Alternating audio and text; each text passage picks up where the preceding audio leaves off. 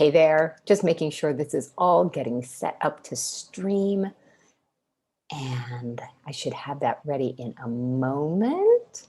All right, we are streaming. Fantastic, that's done. Hi there, Elizabeth Hughes here. I want to talk about how doctors make decisions for themselves. And I'm not talking about a logical, linear thought pattern. I'm talking about sort of your internal compass of what is right and wrong for you. Okay. It's this, like, which way do you head? Which options do you even consider? Right. So let me give it a sort of a more concrete example. Medical personnel, doctors, nurses, are very, very similar to firefighters and policemen in the sense that we are trained voluntarily, but trained and primed and to run toward the danger, right? Fireman runs into the burning building rather than out. Policeman runs towards the shooting rather than away. Doctors run toward the bleeding, toward the pain, toward the vomit, toward the whatever it is, rather than running away. We are trained to go toward the discomfort at the peril of ourselves. Right. And no, we're not running into burning buildings, although some of us might be running into burning buildings, but we're going toward things that other people would want to save themselves from. And we are comfortable with that feeling of being uncomfortable. Follow me? We're comfortable and we feel it's normal to be uncomfortable in situations that other people would find very, very uncomfortable. And this didn't really occur to me, or I'll give a very specific example. A number of years ago now, I was skiing with my brother and his family. And my brother and my sister-in-law were out, and I were out skiing on a back trail. I mean, we weren't like off trail, but we were in a place on the ski resort that didn't have a lot of people coming by. And we came across someone who had fallen a few minutes more, a snowboarder who had fallen and was lying on the ground in agony. In agony. There was something very wrong with his leg. And that snowboarder had a friend with him and who didn't know what to do and was kind of freaking out. So I stop. It doesn't matter. We were on a steep cliff. Like I stop and I just do what it takes. I go toward the pain, and the guy is like clearly in agony.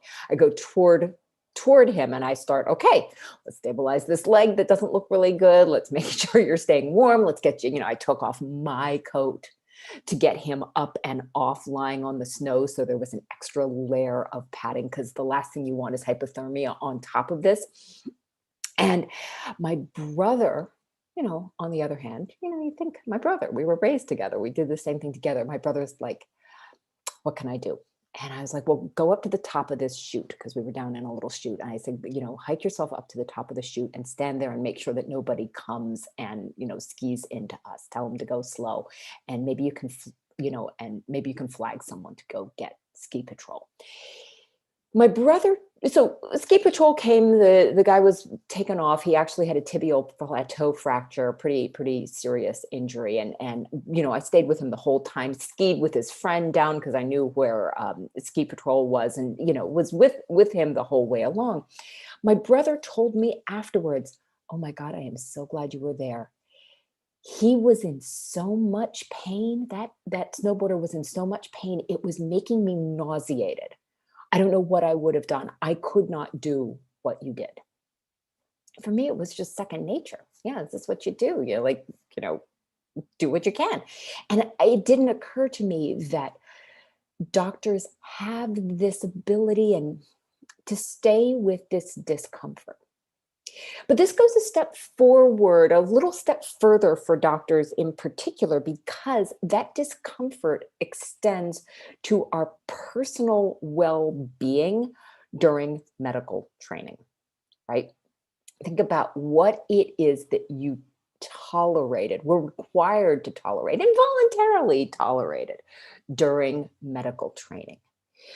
Nights without sleep, irregular meals, standing on your feet for hours, holding your bladder because you had to stay with someone rather than go. You've been trained to be okay, not just with someone else's discomfort, not just with putting yourself in danger once in a while, but oftentimes long, long periods of time, days, weeks, months, years of enduring physical discomfort, your own, and ignoring your body's own internal urges for basic human basic human needs, right? I mean, the need to sleep, the need to eat, the need to drink, the need to eliminate, like the really basic stuff. What infants do, we doctors are trained to specifically not do that and tell ourselves not to do it, and for long and continuous periods of time. Don't do that. Don't do that, or there will be consequences. This messes up our internal compass in a way that we do not recognize. We don't see how fundamental, a piece of hair is out of the way. We do not see how that completely screws up our own negotiating power, our own sense of right and wrong and reasonableness. And we don't recognize how fundamental it is when we leave medical training, and how much that contributes to our dissatisfaction with work, dissatisfaction with our professional lives, dissatisfaction with the thing that you just went through all that pain for. You get the certificate, you get the board certification, you get the job, and then you hate it. It's this, but you're stuck paying for the education, right?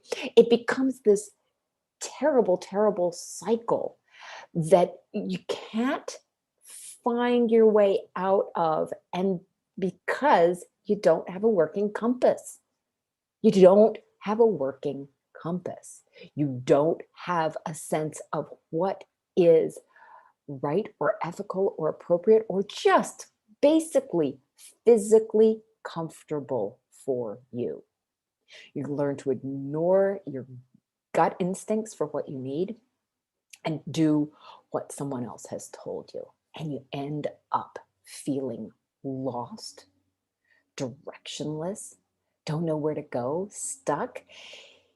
It comes out in a whole variety of ways. It might be actually that sense of, I don't like where I am, but I don't know where to go, and I don't even know how to start to know to where to go. No compass, right? No compass. My employer has asked me to do something that doesn't seem right, but I don't know what to do. I don't know how to get to what I want. I don't even know what I want. I don't even know if I'm allowed to say what I want. I don't even know if I'm allowed to want what I want, right?